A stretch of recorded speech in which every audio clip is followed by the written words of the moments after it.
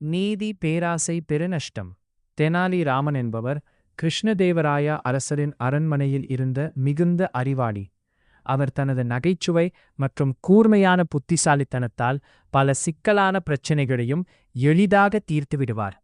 ஒருநாள் ஒரு பேராசைக்கார வியாபாரி அரசரின் அரண்மனைக்கு விரைவாக வந்து மிகும்போ கோபத்துடன் முறையிட்டான். அரசே, நான் ஒரு ஏழை மனிதனுக்கு ஒரு அழகான தங்கக் குடம் கொடுத்தேன். ஆனால் அவன் அதை திருப்பிக் கொடுத்தாமல் அதன் பதிலாக ஒரு இரும்புக் குடம் கொடுத்து விட்டான். எனக்கு நீதி வேண்டும் என்று சொன்னான். அந்த ஏழை மனிதனும் அங்கே இருந்தான்.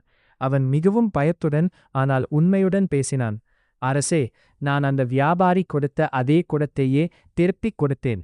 அது எப்படி இரும்பாக மாறியது எனக்கு தெரியவில்லை. நான் எந்த தவறும் செய்யவில்லை.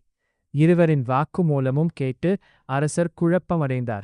யார் உண்மையே சொல்கிறார்கள் என்பதை அவர் புரிந்து கொள்ள முடியவில்லை. உடனே அவர் தனது நம்பிக்கையான விகடகவியான தெனாலிராமனை அழைத்து, இந்த பிரச்சனையை நீ தீர்த்து வைக்க வேண்டும் என்று உத்தரவிட்டார். தெனாலிராமன் சற்று நேரம் யோசித்தார். பின்னர் ஒரு யுக்தியை நினைத்தார். அவர் அந்த வியாபாரியை தனியாக அழைத்து சிரித்தபடி, நேற்று இரவு உங்கள் தங்கக் குடம் ஒரு குட்டி குடத்துக்கு பிறந்தது என்றார். அதை கேட்ட வியாபாரி தனது பேராசையால் உடனே மகிழ்ச்சி அடைந்து, ஆமாம், தங்குப் குடம் பிறக்கும், இது மிகவும் நல்ல செய்தி என்று கூறி ஒப்புக்கொண்டான். சில நாட்கள் கழித்து தெனாலிராமன் மீண்டும் அந்த வியாபாரியை அழைத்து, உங்கள் தங்கப் குடம் இறந்துவிட்டது என்றார்.